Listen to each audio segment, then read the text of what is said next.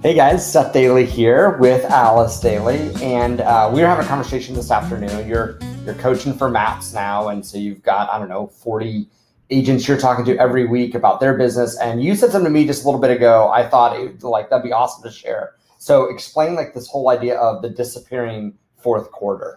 Yeah, so the disappearing fourth quarter. So here we are coming up on the end of the year. And if you've been in business for any length of time, you know that feeling like you come back after the holidays in January and you already feel behind. You're like, oh my gosh, Happy New Year. And I have to do this again. Like, can I just go crawl under a rock? There's a whole way to prevent that feeling from happening. And it has everything to do with this disappearing fourth quarter. And we call it the disappearing fourth quarter because it's one of those that it comes, it goes, and we forget that it even exists. And so here's the tip. Look at what you want your business to do next year.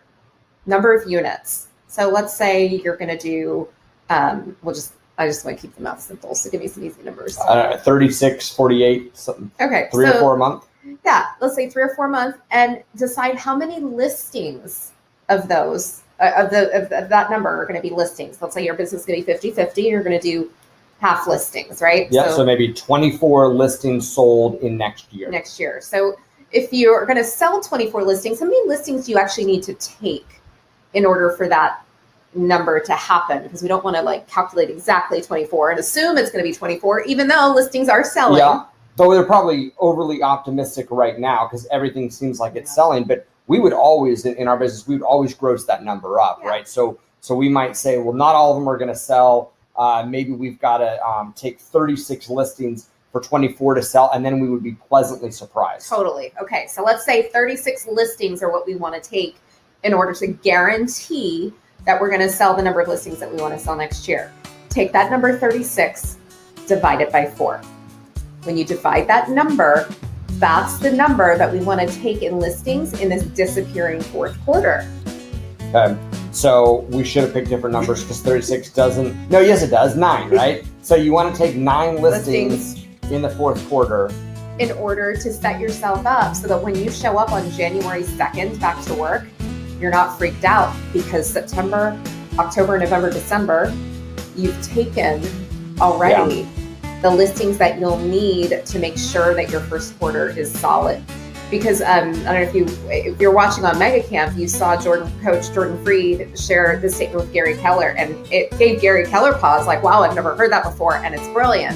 And it was this, that Jordan had never coached an agent that didn't, when he met his listing goal, didn't meet his overall unit and GCI goal.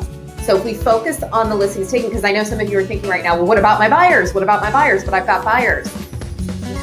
Listings are what's going to get us where we want to go. So if you have one goal, this disappearing fourth quarter, figure out what that number is, and you, your team, your assistant, you by yourself, that's the number. Go find somebody to hold you accountable to taking that number of listings in the fourth quarter. I think the other, what came to mind for me as you're sharing that is a little bit about the emotion of it as well, right? So we're going into the fourth quarter, well, shortly here, right? We're going into the fourth quarter.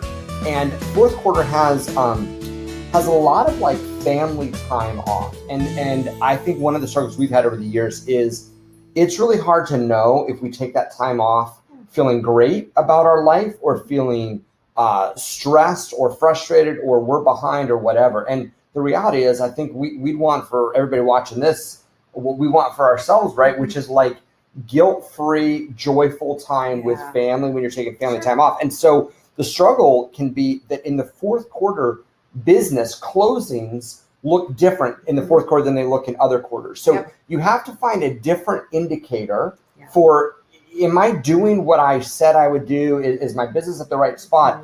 And because if you don't, then you're just going to go through the fourth quarter and you're going to be grumpy on Christmas or Thanksgiving or whatever. I might be grumpy no matter what, right? But it's you don't want to be grumpy at those times. You don't want to be stressed at those times. So you've got to find something that pushes you in the right direction. So consider this as the metric you might use in the fourth quarter that looks different than sales, looks different than transactions, but is the metric that moves you forward. So any final words? Just go take some listings this fourth quarter, know what your number is, and go get after it. All right, guys, take care.